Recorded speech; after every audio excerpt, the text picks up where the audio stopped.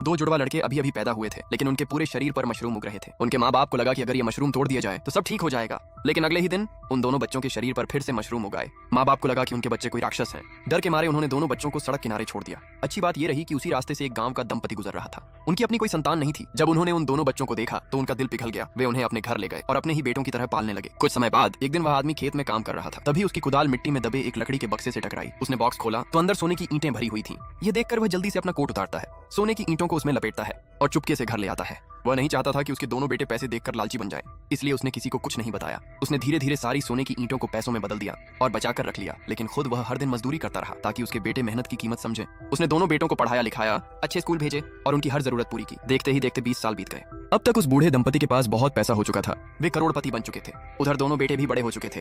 दोनों की शादी हो चुकी थी और दोनों की अपनी अपनी नौकरी और परिवार था। अब बूढ़े दंपति ने सोचा कि उनकी सारी दौलत किस बेटे को दी जाए, इसलिए उन्होंने एक योजना बनाई। उन्होंने तय किया कि वे भिखारियों जैसे कपड़े पहनकर अपने बेटों की परीक्षा लेंगे। सबसे पहले वे शहर के उस बड़े और महंगे इलाके में गए जहां उनका बड़ा बेटा रहता था। उन्हें उम्मीद थी कि उनका बड़ा बेटा उन्हें प्यार से घर बुलाएगा, लेकिन जैसे ही वे दरवाजे पर पहुंचे उनकी बहू ने उन्हें ऊपर से नीचे तक देखा और मुंह बनाकर बोली, ये सारा सामान क्यों ले आए? अगर पड़ोसियों ने देख लिया तो क्या सोचेंगे कि हमने कोई कबाड़ी बुला लिया है? बूढ़ी माँ ने धीरे से कहा, ये गांव की चीजें हैं बेटा, घर के बने सूखे शकरकंद लाए हैं तुम्हारे लिए। बहू बोली, अच्छा अच्छा बस रहने दीजिए, इन्हें अंदर मत लाइए, दरवाजे के पास ही रख दीजिए, मैंने अभी घर साफ करवाया है। बूढ़ी माँ बोली, बहू थोड़ी देर बैठ तो लेने दो, फिर हम चले जाएंगे।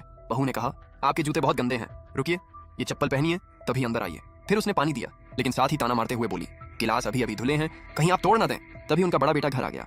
माँ पापा आप लोग यहाँ क्यों आए? माँ ने कहा, तुमसे मिलने आए हैं बेटा। बेटा बोला, मिल लिया ना, अब मैं ठीक हूँ, आप लोग वापस चले जाइए। माँ ने हैरानी से कहा, अरे बेटा हम अभी तो आए हैं। बेटा बोला, माँ मैं बुरा नहीं बनना चाहता, लेकिन आप लोग बिना बताए आ गए, मैंने कुछ तैयार नहीं किया और आपके रुकने की भी जगह नहीं है। पिता ने कहा, कोई बात नहीं, हम फर्श पर ही सो जाएंगे। बेटा तुरंत बोला, ये गांव नहीं शहर है, फर्श खराब हो गया तो कौन भरपाई करेगा? फिर बहू बोली, ठीक है आज एक रात सोफे पर गुजार लो, लेकिन सुबह होते ही वापस चले जाना। माँ ने धीरे से कहा, हम सोच रहे थे 2-3 दिन रुक जाए। बहू ने तुरंत मना कर दिया, नहीं बिल्कुल नहीं, अगले हफ्ते मेरे पति के बॉस घर आने वाले हैं, आप लोगों का यहाँ रहना ठीक नहीं लगेगा। पिता ने बेटे की तरफ देखा और कहा, असल में हम एक काम से आए हैं। बेटे ने पूछा, क्या काम? पिता ने धीमी आवाज में कहा, गांव वाले घर की दीवार गिर गई है, नींव भी टूट गई है, उसे ठीक करवाने के लिए थोड़े पैसे चाहिए थे, बस 2000 रुपए उधार दे दो। बेटा बोला, पापा बात ये नहीं कि मैं देना नहीं चाहता, लेकिन हमारे हर महीने बहुत खर्चे हैं, हमारे पास फालतू पैसे नहीं है। पिता ने कहा, बस 2000 ही चाहिए बेटा, दीवार ठीक हो जाएगी। तभी बहू बीच में बोल पड़ी, आज 2000 देंगे, कल 5000 मांगेंगे, फिर पूरी जिंदगी इन्हीं को पालना पड़ेगा क्या? पिता चुप हो गए, लेकिन उसी समय बहू फोन पर किसी से बोली, हाँ वो 28,000 वाला बैग आ गया, ठीक है मैं अभी पैसे ट्रांसफर करती हूँ। पिता ने ये सुना तो हैरान रह गए। उन्होंने कहा, 28,000 का बैग खरीद सकती हो लेकिन 2000 रुपए नहीं दे सकती? बेटा चिढ़कर बोला, पापा आप हिसाब मत लगाइए, हम जो कमाते हैं वो हमारा पैसा है। ये सुनकर बूढ़े माँ बाप का दिल टूट गया। वे चुपचाप वहां से निकल गए। बाहर आकर बूढ़ी माँ रोने लगी, क्या हमारा बेटा सच में इतना बदल गया? बूढ़े पिता ने उसे संभाला और कहा, रो मत, मैं उसे एक मौका और दूंगा, आज रात फिर जाऊंगा, देखता हूँ उसके दिल में हमारे लिए कुछ बचा भी है या नहीं। रात को तेज बारिश हो रही थी।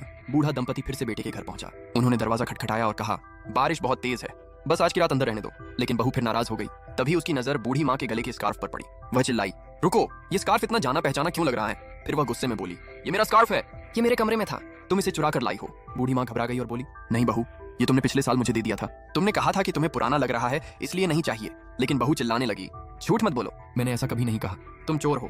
बेटा भी बाहर आ गया। उसने माँ से पूछा, माँ ये स्कार्फ तुम्हारे पास कैसे आया? माँ ने दुखी होकर कहा, बेटा सच कह रही हूँ, पिछले साल तेरी पत्नी ने ही मुझे दिया था। लेकिन बेटा अपनी पत्नी की बात पर ही यकीन करने लगा। उसने ठंडे स्वर में कहा, माँ बस करिए, स्कार्फ वापस कर दीजिए और यहाँ से जाइए। माँ की आंखों में आंसू आ गए, मैं तुम्हारी माँ हूँ, क्या तुम भी मुझे चोर समझ रहे हो? बेटे ने कोई जवाब नहीं दिया, बस दरवाजे की तरफ इशारा करके बोला, आप लोग जाइए।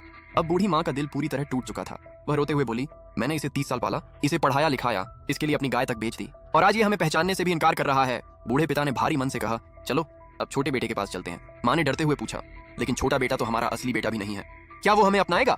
पिता ने कहा, अपना बेटा हमें ठुकरा चुका है, अब देखते हैं जिसे हमने दिल से पाला उसके दिल में हमारे लिए कितना प्यार है। और फिर दोनों भारी कदमों से छोटे बेटे के घर की तरफ चल पड़े।